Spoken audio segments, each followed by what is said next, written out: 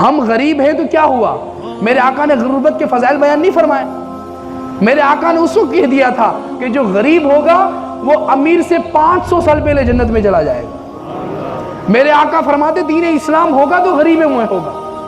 میرے آقا صلی اللہ علیہ وسلم کی زندگی اٹھا کر دیکھ لیں کہ کیا نہیں ہے۔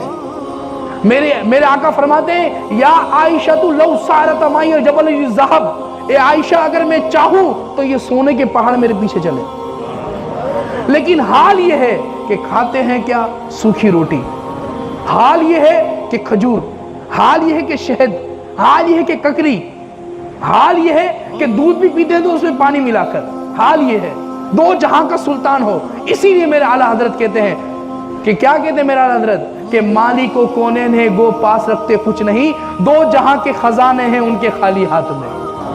یہاں سے میرے اعلیٰ حضرت دیکھتے تو غریب ہونا کوئی یہ وہ نہیں ہے۔ حضور کے اصحاب کتنے غریب تھے۔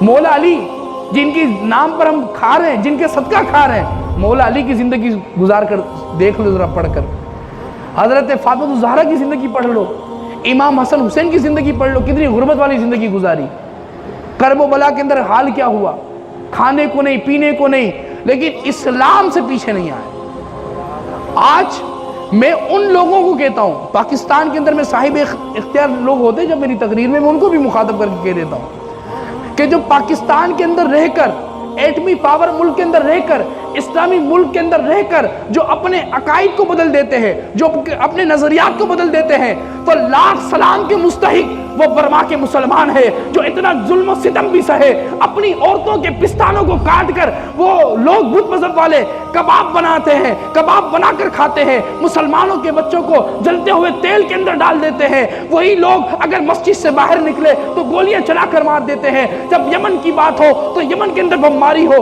مسلمانوں کے پاس رہنے کے لیے چھت نہ ہو۔ جب عراق کا معاملہ ہو تو مسلمانوں کی نسل کشی کر دی جائے، جب افغانستان کا معاملہ ہو تو حفاظ پر بمباری کر دی جائے، جب کشمیر کا معاملہ ہو تو نہتے مسلمانوں کو عید کی نماز پڑھتے ہوئے شہید کر دیا جائے، لیکن ان مسلمانوں کو سلام ہے کہ ان کفار کے اندر رہ کر بھی اتنی شہادتیں دینے کے بعد بھی اسلام سے پیچھے آنے کو تیار نہیں ہے۔ ان مسلمانوں کو سلام ہے کہ جنہوں نے اتنی قربانیاں دی اور دے رہے ہیں۔ اب تک ہم نے کیا اسلام کے لیے قربانی دی؟ ہم تو اسلام کے لیے ایک پتھر بھی نہ کھا سکے۔ اصل پوچھو اسلام کہتے کسے ہیں؟ آج ہمارے لوگوں کو یہ یار وہ کر رہے ہیں، ہم نے ان سے کیا واسطہ؟ کیوں واسطہ نہیں ہے؟